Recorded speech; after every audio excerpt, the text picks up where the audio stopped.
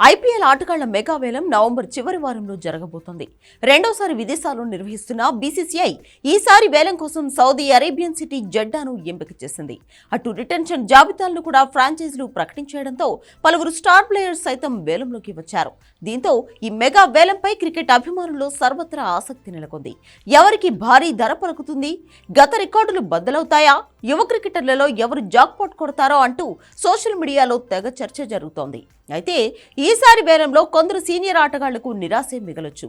ఎందుకంటే mega auction కావడం, 3 ఏళ్ల కాంట్రాక్ట్ ఉండనుండడంతో ఫ్రాంచైజీలు ఫామ్, వయసు కూడా చూస్తాయి. దీని ప్రకారం చూసుకుంటే కొందరు వెటరన్ ప్లేయర్స్ అన్సోల్డ్ గా మిగిలిపోవడం ఖాయంగా కనిపిస్తోంది.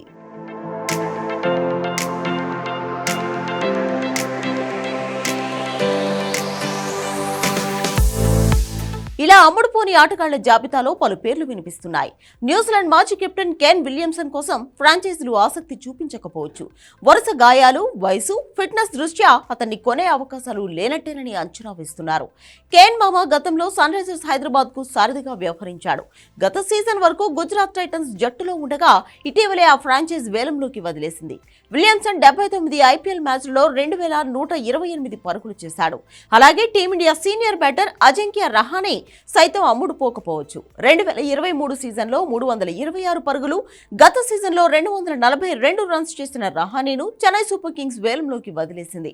ఎక్కువ టెస్ట్ క్రికెట్ ప్లేయర్ గా గుర్తింపు పొందిన రహానేను గత వేలంలో 50 లక్షలకు సీఎస్కే తీసుకుంది.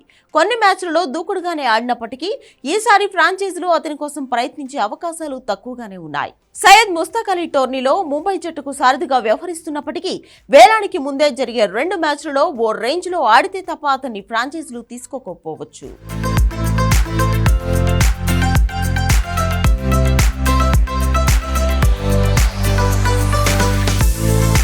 ఇదిలా ఉంటే ఆసీస్ మాజీ కెప్టెన్ స్టీవ్ స్మిత్ సైతం అన్సోల్డ్ గా మిగిలిపోతాడని అంచనా వేస్తున్నారు.